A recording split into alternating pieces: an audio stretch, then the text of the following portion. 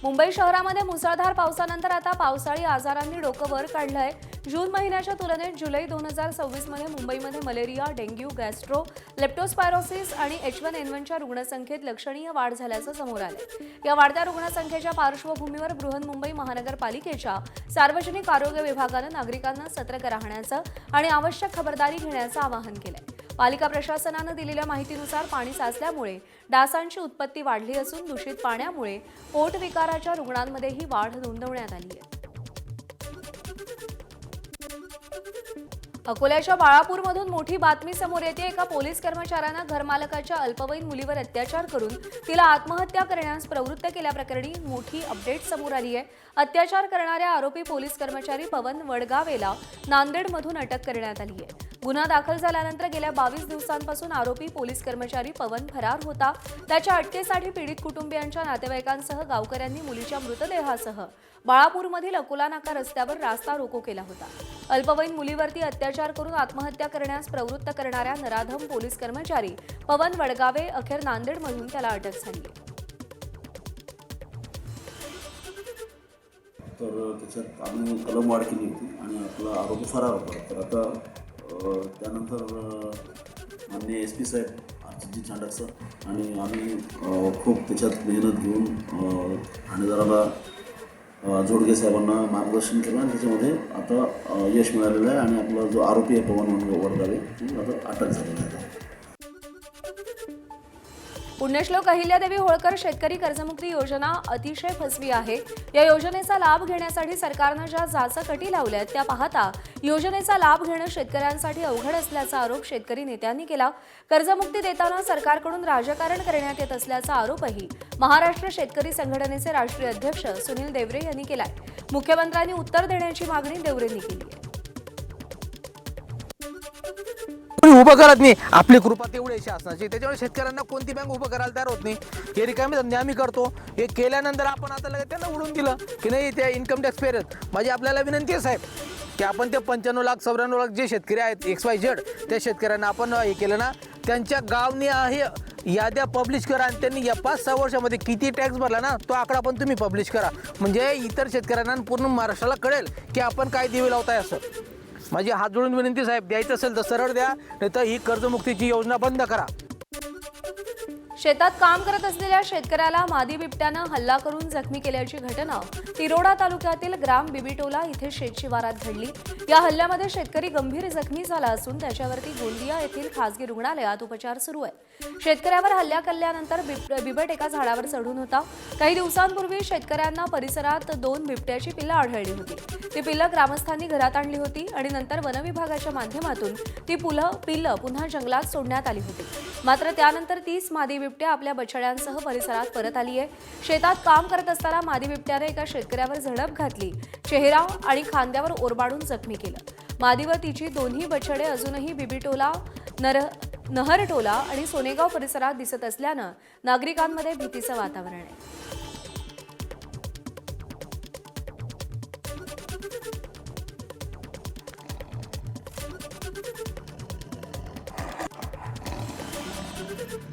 मातोश्रीवर झालेल्या ठाण्यातील पदाधिकाऱ्यांच्या बैठकीत 2 गटामध्ये शाब्दिक बाचाबाची झाल्याची माहिती समोर आली। ठाण्यातील पक्ष संघटना अधिक मजबूत करण्यासाठी पदाधिकाऱ्यांसोबत चर्चा झाली आणि यावेळी पक्षप्रमुखांसमोरच 2 गट आपापसात भिडल्याची माहिती सूत्रांनी दिली। यावेळी संतापलेल्या उद्धव ठाकरेंनी पदाधिकाऱ्यांना चांगलंच झापलं। अभिजित दिपकेंचा दाखला देत एक तरुण आंदोलनातून मोदींना आव्हान देतो आणि तुम्ही आपापसात का भांडताय अशा शब्दात ठाकरेंनी फैलावर घेतलं। तसंच 2 दिवसांपूर्वी कल्याण लोकसभा मतदारसंघातील काही पदाधिकाऱ्यांची पक्षातून हकालपट्टी करण्यात आली होती आणि या हकालपट्टीवरूनही बैठकीत वाद झाल्याचं कळतंय।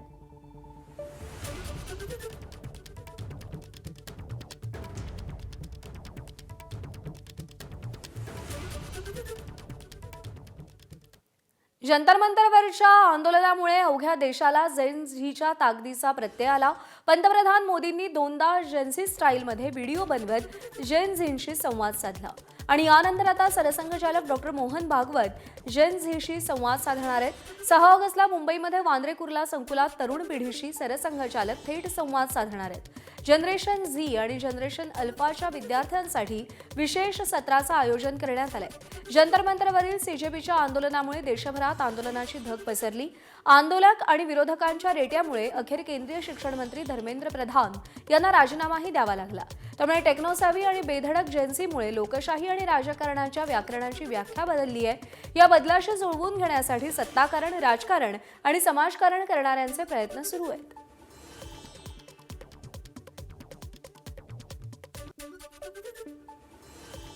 आणि सरसंघचालक डॉक्टर मोहन भागवतांच्या या संवाद कार्यक्रमांवर विरोधकांनी मात्र जोरदार टीका केली आहे. पाहूया. संवाद हा जर लाठीचार्ज करायच्या आधी, टिअर गॅस करायच्या आधी, त्यांच्यावर AK-47 चालवायच्या आधी, तरुण मुला मुलींना ट्रोल्सनी हैराण करायच्या आधी, माफी मागवायच्या आधी हे सगळं जर संवाद झाला असता तर धर्मेंद्र प्रधान यांचा राजीनामा घेण्याची वेळ आली नसती. हा संवाद खूप उशिरा होत आहे. देर आहे लेकिन दुरुस्त नाही आहे असं होत आहे. आणि त्यांना प्रीच करून काय होणार नाही, त्यांना सभ्यता आणि कल्चरबद्दल काय सांगून काय होणार नाही. संवाद हा दोन्ही बाजूनी झाला पाहिजे. जेनजीच्या मनात काय आहे ते ऐकायला तुम्ही आता हे सगळं दाखवत असाल, पण त्यांच्यावर गंजलेले खिळे लावून लाठ्या चालवलेल्या आहेत. महिलांना कसं हँडल केलेलं आहे. एका तरुण मुलाला धमकी दिली की तुझ्यावर 50 ग्रॅम ड्रग्सची चिटकू. हे सगळं जेनजी बरोबर झालेलं आहे. ते जेनजी विसरणार नाही. मी मोहन भागवत साहेबांना विनंती करेल, तुम्ही महाराष्ट्रात येऊ नका, तुम्ही बिहारमध्ये जावा. देशाचे जे भाजपचे अध्यक्ष आहेत त्यांच्याच मतदारसंघामध्ये जर एवढा मोठा बदल होणार असेल तर या जेनजींनी तुमची खऱ्या अर्थाने वाट लावली आहे. हे आता तुम्हाला स्वीकारावं लागेल. मन की बात आम्हाला ऐकायची नाही, जनतेची बात ऐकणं हे आज महत्वाचं आहे. देशातली युवा पिढी भाजपवर नाराज आहे. नीटचा विषय आहे आणि त्याबद्दल थातूरमातूर सरकारनं उपाययोजना केलेली आहे. प्रधानमंत्री मोदी किती इंस्टाग्रामवर गेले, रात्रीचे कधी व्हिडिओ जारी केले, तरी पण आता ते जो बूंद से गई वो हौद से नहीं आ सकते. त्यामुळं हे सरकार अतिशय निर्दयी सरकार आहे. आणि 2021 पासून विशेषतः पेपर फुटेजची इतकी प्रकरणं होत आहेत. ही ऑर्गनाइज्ड गँग आहे आणि हे राजकीय आश्रयाशिवाय होणं शक्यच नाही. देशभरात अभिजित दिपके हा विषय गाजत असताना आता दिपकेंविषयी नवा वाद निर्माण झालाय. आरटीआय कार्यकर्ते अमित तिवारींनी कॉक्रोच जनता पार्टीचे दिपकेंचे वडील भगवान दिपके यांच्या मालमत्तेच्या चौकशी करण्याची मागणी लावून धरली आहे. त्यामुळे राजकीय वातावरण चांगलंच तापलंय. संतापलेल्या अभिजित दिपकेंनी थेट पंतप्रधानांना आव्हान दिलंय. मोदींनी आधी त्यांची पदवी सार्वजनिक करावी, त्यानंतर मी माझ्या शैक्षणिक कर्जाचा संपूर्ण तपशील तुमच्यासमोर मांडेन, असं चॅलेंज दिपकेंनी केलंय. येत्या 5 तारखेला संभाजीनगरमध्ये दिपकेंच्या निवासस्थानी सीजेपीची एक महत्त्वाची बैठक पार पडणार आहे. संघटनेचा भविष्यातील रोडमॅप आणि रणनीतीवर यावेळी चर्चा होईल. दरम्यान आवश्यकता असल्यास जनतेच्या हक्कासाठी जंतर मंतरवर तीव्र आंदोलन करू, असा इशाराही दिपकेंनी दिलाय. उस पर मैं ये कहना चाहूँगा कि हमारे प्राइम मिनिस्टर नरेंद्र मोदी जी अपनी डिग्री पब्लिक कर दे. मैं अपना एजुकेशन लोन का लेटर और मैं अपना स्कॉलरशिप लेटर पब्लिक करने के लिए तैयार हूँ. और मेरी डिग्री असली है. नरेंद्र मोदी जी की भी डिग्री असली होगी ऐसी मैं उम्मीद करता हूँ. तो वो अपनी डिग्री दिखा दे और मैं अपने सारे डॉक्यूमेंट्स दिखाने को तैयार हूँ. सावजी मटणावरून वादाची फोडणी पडली आहे. अन्न आणि औषध प्रशासन विभागाचे आयुक्त तुकाराम मुंढेंनी सावजी मटणासंदर्भात केलेल्या विधानावरून नवा वाद रंगलाय. सावजी जेवण जर माझ्यासारख्या माणसांनी घेतलं तर किमान 1 महिना हॉस्पिटलमध्ये जाईन, असं विधान तुकाराम मुंढेंनी केलं आणि नाराजी ओढवून घेतली. खरं तर सावजी मटण हा नागपूरकरांसाठी केवळ एक खाद्यपदार्थ नाही, तर अस्मिता आणि परंपरा आहे. आणि याच खाद्य संस्कृती संदर्भात मुंढेंनी उपहासात्मक विधान केल्यानं नाराजी व्यक्त केली जाते. असं ऑइली फूड खाल्लं तर तुम्हाला हार्ट अटॅक येणार नाही तर दुसरं काय होईल, असं म्हणत मुंढेंनी खाण्याच्या सवयी बदलण्याचा सल्ला दिलाय.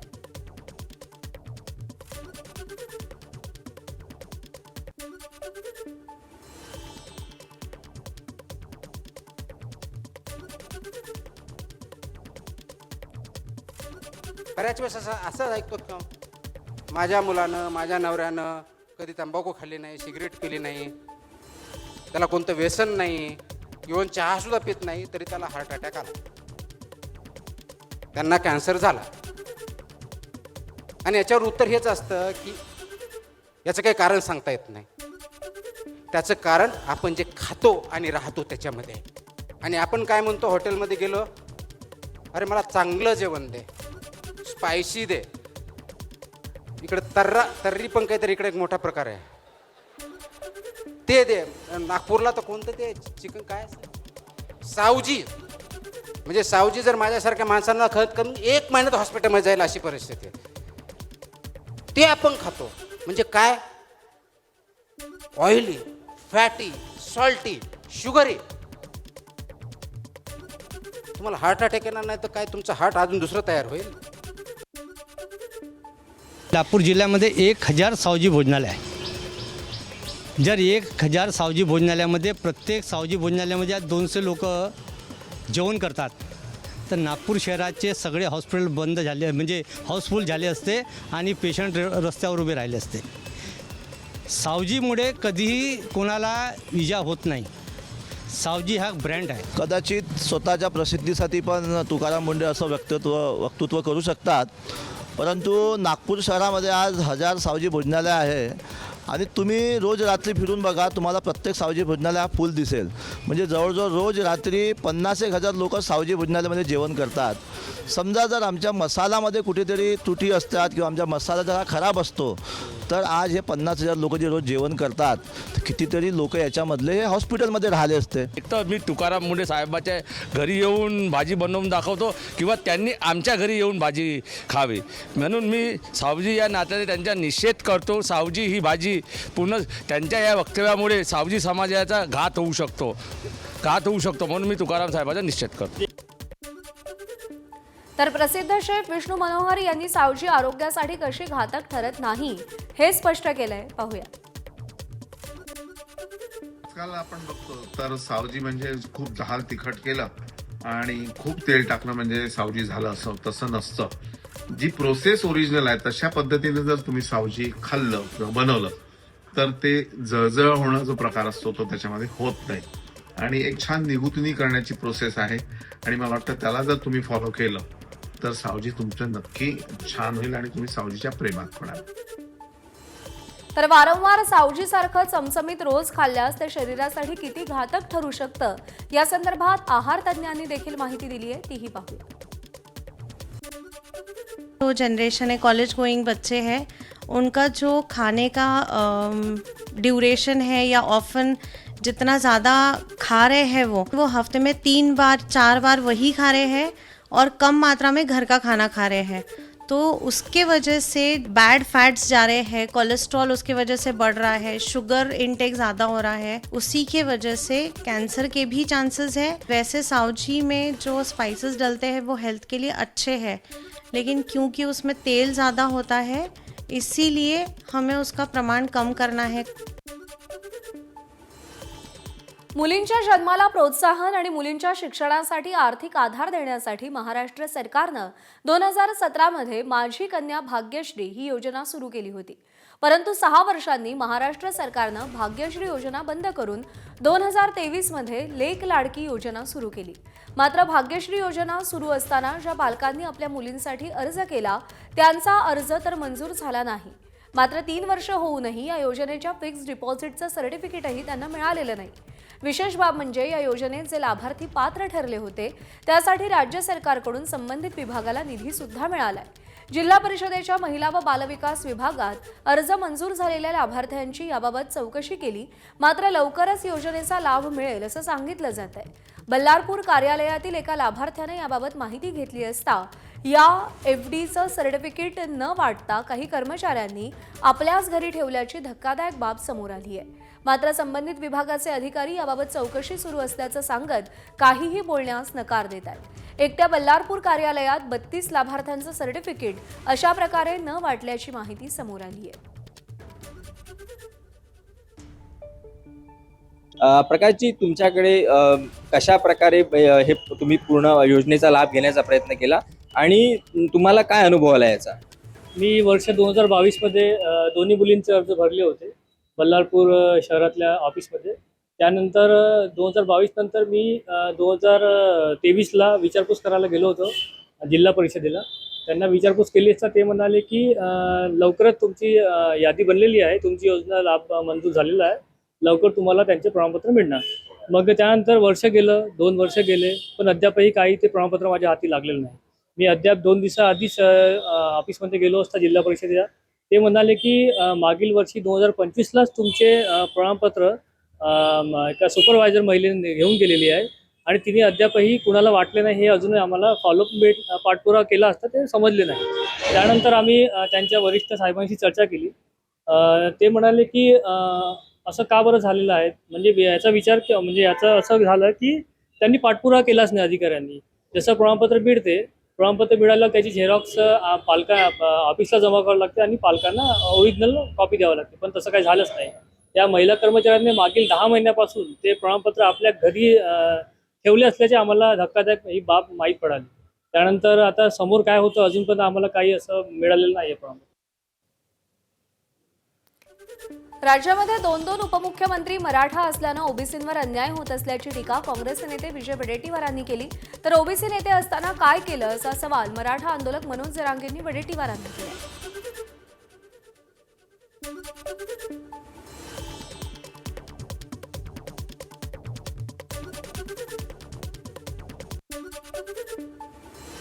मुख्यमंत्री 2 मराठा आहेत म्हणून आमच्यावर तुम्ही अन्याय करता. अरे जर असता तर एखादा ओबीसीचा उपमुख्यमंत्री तुम्ही केला असता. कोण आहे तिथे आमचा हक्क मागणारा या सरकारमध्ये? म्हणून तिजोरी खाली करण्याचं काम कुणासाठी चाललंय? तुम्ही होते ना ओबीसीचे नेते तेव्हा तुम्हाला काही नाही देता आलं. आता मराठ्याला काही मिळायला लागलं की मुद्दा माडव पडायचा ना. त्याचा अर्थ हे मराठ्याने ध्यान ठेवणार आहे. मराठा आरक्षणाला कोण कोण विरोध करते हे मराठ्यांच्या लोकांनी लक्षात ठेवावं. जो ओबीसीचा मराठ्यांकडून असेल त्याच्या पाठीशी राहावं, पण जो विरोधात जाईल त्याचा मात्र आता काटा काढायला लागतो राजकीय. लोहगड किल्ल्यावरती सिया गोयलनं तिच्या होणाऱ्या नवऱ्याची केलेली हत्या असेल किंवा मग देशात इतरत्र नववधूंनी त्यांच्या जोडीदारांची केलेल्या हत्यांचा पालकांनी चांगलाच धसका घेतलाय. खास करून अरेंज मॅरेज करताना भावी जोडीदाराची संपूर्ण कुंडलीच आपल्याला माहिती असावी या दृष्टीनं पालकांचा खासगी गुप्तहेरांकडे कल वाढलाय. जोडीदारावर पाळत ठेवून त्यांचं चारित्र्य, त्याला कसलं व्यसन तर नाही ना, त्याची शैक्षणिक पात्रता, कुटुंबियांची आर्थिक परिस्थिती, भावी जोडीदारावरील कर्जाचा डोंगर, त्याची प्रेम प्रकरणं या सगळ्याची माहिती काढण्यासाठी पालक खासगी गुप्तहेरांची मदत घेताना दिसून येत आहेत.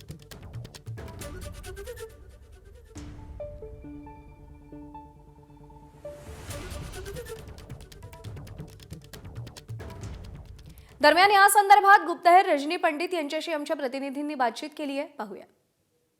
आपल्यासोबत सध्या खाजगी गुप्तहेर रजनी पंडित आहेत. मॅडम, लोहगडचं प्रकरण तुम्हाला माहितीच असेल, अशी अनेक प्रकरणं आहेत. या सगळ्या प्रकरणानंतर पालक आहेत, पालकांचं तुमच्याकडे येण्याचं प्रमाण वाढलं?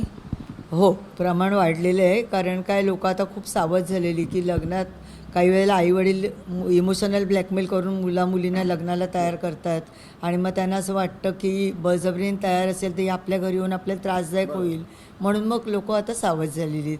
पण माझ्याकडे त्याच्या आधीपासूनच आहे, म्हणजे गेले कित्येक वर्ष मी पालक येतात, नेमकं पालकांना काय जाणून घ्यायचं असतं मुलगा किंवा मुलीबद्दल? मुला किंवा मुलीबद्दल मेन कॅरेक्टर आहे.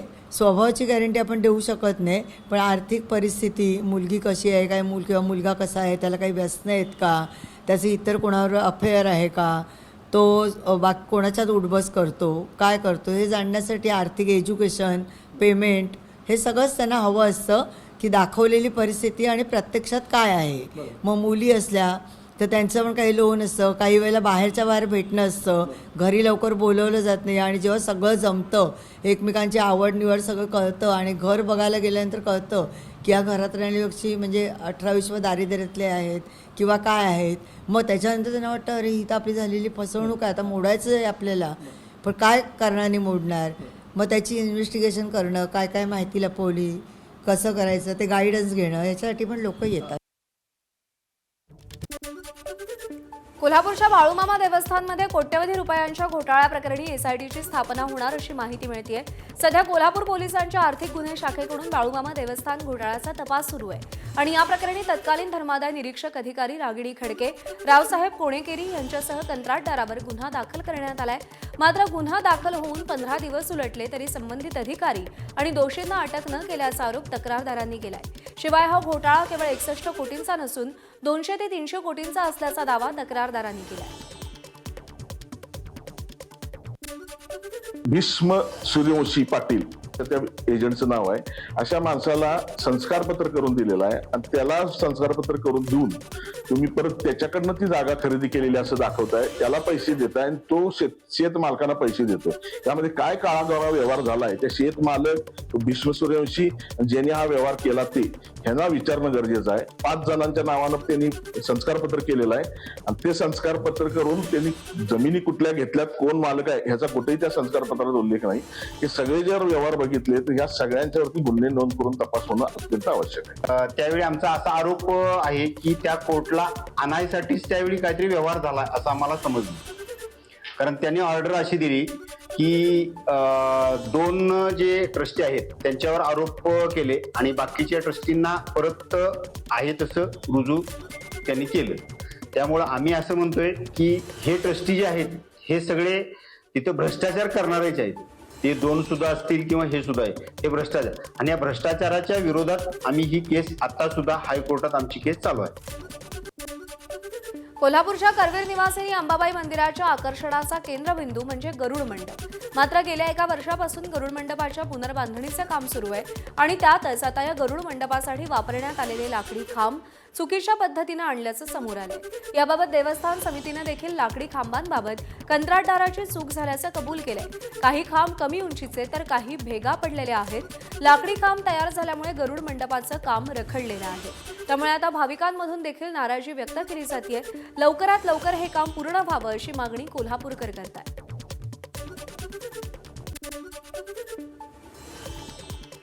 नागपूरमध्ये 6 महिन्यांच्या गर्भवतीचा बाळासह मृत्यू झाल्याची धक्कादायक घटना समोर आली आहे. नागपुरातील खासगी रुग्णालयातला हा प्रकार आहे. प्रियंका पोटदुखे असं मृत्यू झालेल्या गर्भवतीचं नाव आहे. उपचारामध्ये हलगर्जीपणा केल्याचा नातेवाईकांनी आरोप केलाय. तसंच संतप्त नातेवाईकांनी रुग्णालयात गोंधळ घालत प्रशासनाला जाब विचारलाय. नातेवाईकांनी पोलिसात तक्रार दिली आहे. चौकशी करून कारवाई करण्याची पोलिसांनी ग्वाही दिली आहे. आजपासून नागपूरमध्ये खासगी डॉक्टरांची वैद्यकीय सेवा 24 तासांसाठी बंद असेल. होमिओपॅथी डॉक्टरांना इंडियन मेडिकल असोसिएशनच्या प्रस्तावित नोंदणीला विरोध आहे आणि त्या विरोधात आज सकाळी 6 वाजल्यापासून उद्या सकाळी 6 वाजेपर्यंत रुग्णसेवा बंद असेल. मात्र या काळात आपत्कालीन सेवा सुरू राहणार आहेत.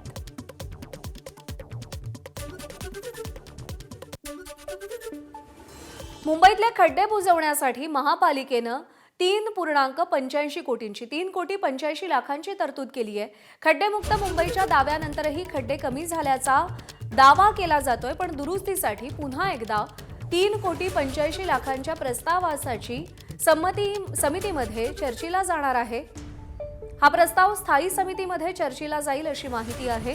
शहर विभागातील खड्डे बुजवण्यासाठी 3 कोटी 85 लाख रुपयांचा प्रस्ताव आहे. मार्च 2027 पर्यंत रस्त्यांवरचे खड्डे बुजवण्याचं महापालिकेचं नियोजन आहे. परिमंडळ 1 मधील A, B, C, D आणि E विभागातील रस्त्यांवर काम होणार आहे. 9 मीटरपेक्षा रुंद रस्त्यांवरचे खड्डे मास्टिक तंत्रज्ञानानं बुजवले जातील.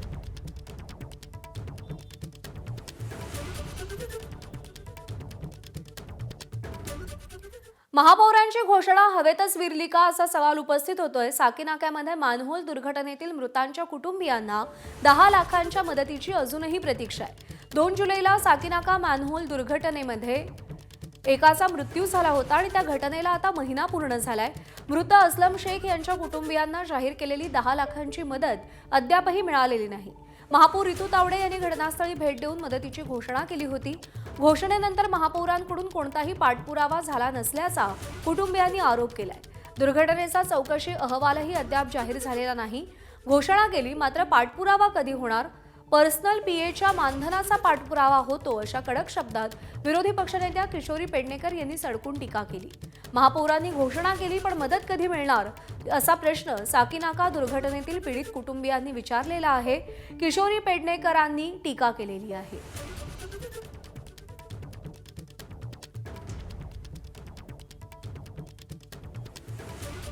एवढा मोठं बजेट आहे आपलं, त्या बजेटच्या मानाने हाकणात जे आपल्यामुळे किंवा आपल्यामुळे म्हणण्यापेक्षा महापालिकेच्या हलगर्जीपणामुळे जर असे मृत्यू होत असतील तर महापालिकेच्या असलेल्या टोटल बजेटच्या कायम 20% बाजूला ठेवून त्या रकमेतून त्या जेल कोडमधून या रकमा देण्यात याव्या असा महापौरांनी ठराव करावा. तो करत नाही आहेत, पाठपुरावा करत नाही आहेत. फक्त नुसतं गेले, मी बघितलं, मी बोलले, असं होत नाही.